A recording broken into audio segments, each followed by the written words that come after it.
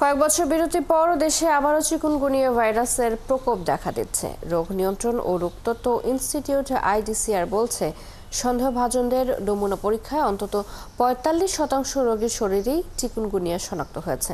রোগটি প্রাণঘাতী না হলেও এটি মানবদেহে বহুমুখী সমস্যা তৈরি করে। আরও জানাচ্ছেন মেহেদি হাসান। মশাবাহিত নানা রোগে আক্রান্ত হয়ে হাসপাতালে ভিড় করছেন শিশু থেকে প্রাপ্তবয়স্ক সব বয়সী রোগীরা। রোগ নিয়ন্ত্রণ ও রোগতত্ত্ব ইনস্টিটিউট আইইডিসিআর এর তথ্য বলছে, এবছর ২৮২ জন রোগীর নমুনা পরীক্ষা করে ১২৮ জনের দেহেই চিকুনগুনিয়ার সংক্রমণ মিলেছে। শতকরা হিসেবে যা প্রায় ৪৫%। গেল এপ্রিল থেকেই রোগীদের দেহে চিকুনগুনিয়া ধরা পড়ছে। শঙ্কার তথ্য হলো, ডেঙ্গুর মতো এবারের চিকুনগুনিয়ার ক্ষেত্রেও চরিত্রগত পরিবর্তন পাচ্ছেন গবেষকরা।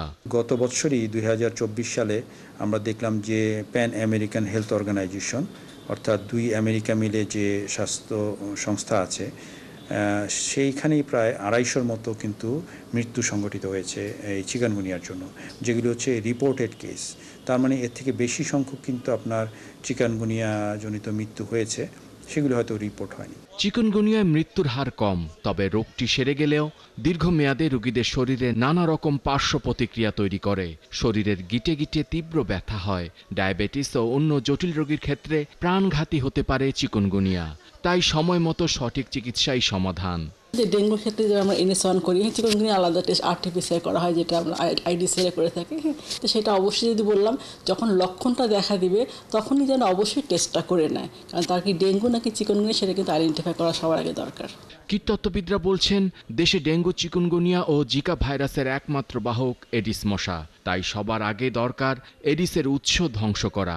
ডেঙ্গু, চিকুনগুনিয়া, জিকা, কোনো কোনো দেশে ইয়েলো ফিভার, এই 4টি রোগ একসাথে এই একই মশা ছড়ানো সক্ষম এবং ছড়াতে পারে। পৃথিবীর বিভিন্ন দেশে এই মশাটিকে ডেডলি মসকিটো বলা হয়।